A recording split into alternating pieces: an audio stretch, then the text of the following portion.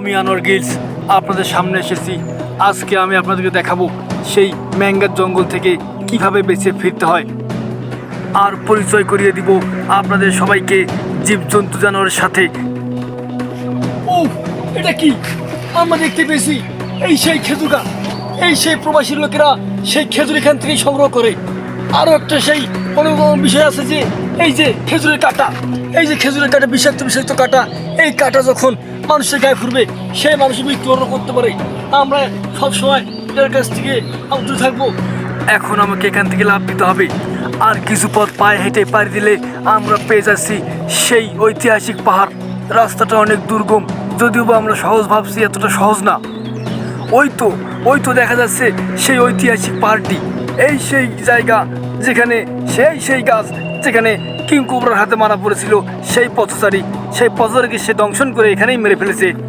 এই সেই জায়গা যেখানে আমার বন্ধু রবিন হনকে 1997 সালে সেই শেপ কাল্লাক সে দংশন করেছে।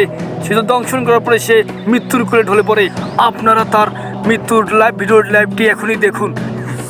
এই সেই বিষাক্ত সাপ যে কিনা আমার বন্ধু রবিন সিংকে সবল দিয়ে হত্যা করেছে। আমার বন্ধু অল্পতে মৃত্যুর কোলে ঢলে পড়েছে। কিছুক্ষণের মধ্যেই আমার বন্ধুকে সে সবল দিয়ে মেরে ফেলবে। আপনারা দেখতেই থাকুন। এই যে সেই আস্তে আস্তে নামতেছে, কিভাবে ফনা ধরে আছে, কিভাবে তার জিহ্বা ক্যালবেল করতেছে। আপনারা আস্তে আস্তে দংশন করে দিল আমার বন্ধুকে। আমার বন্ধু চিৎকার করে সেই আস্তে আস্তে মৃত্যুর কোলে ঢলে পড়তেছে। এই স্থানটি মোটেও আমাদের জন্য নিরাপদ না। এই স্থান থেকে তাড়াতাড়ি আমাদেরকে ত্যাগ করতে হবে। যেতে যেতেই দেখতে পাচ্ছি আর একজনকে, সেই কাল্লাক, সেই বিষাক্ত কিং কোবরা, সেই বিষাক্ত কাল্লাক তাকে দংশন করেছে। আমরা দেখতে পাচ্ছি এই যে সেই আহত লোক যাকে দংশন করে মৃত্যুর কোলে ঢলে পড়তেছে আস্তে আস্তে। আমরা এখান থেকেই খুব দ্রুত তাড়াতাড়ি এখান থেকে নিরাপদ স্থানে চলে যাব। ক্যামেরাম্যান তাড়াতাড়ি চলে আসো। এখন আমি অনেক ক্লান্ত, এখন আমাকে পানির সন্ধান করতে হবে। ওই যে একটা নদী দেখা যাচ্ছে, ওখানে নিশ্চয়ই পানি পাওয়া যাবে। এই নদীটা অনেক গভীর, এখানে এখন আমাকে নামতে হবে।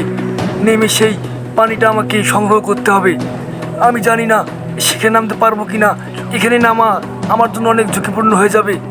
এখন আমি বস্তা পেয়ে এখানে আস্তে আস্তে নেমে পড়বো এবং পানি সংগ্রহ করব। এখন আমি সেই পানির কাছাকাছি পৌঁছে গেছি। আমি এখন সেই পানি বোতলে সংগ্রহ করব।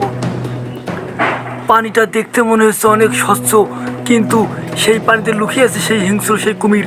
এখানে আমরা বেশিক্ষণ থাকলে আমাদের মৃত্যুর ঝুঁকি বেড়ে যাবে। তাই আমরা পানি সংগ্রহ করে এখান থেকে আমরা চলে যাব। পানি সংগ্রহ করে শেষ। ইতিমধ্যে আমি এখন সেই পানিটা আমার ট্যাঙ্কের মধ্যে রেখে দিলাম। এখন আমার সব থেকে বড় চ্যালেঞ্জ, এই নদী থেকে আমরা কিভাবে ডাঙায় উঠবো। ডাঙাতে উঠে আমরা সে যাব ঐতিহাসিক সেই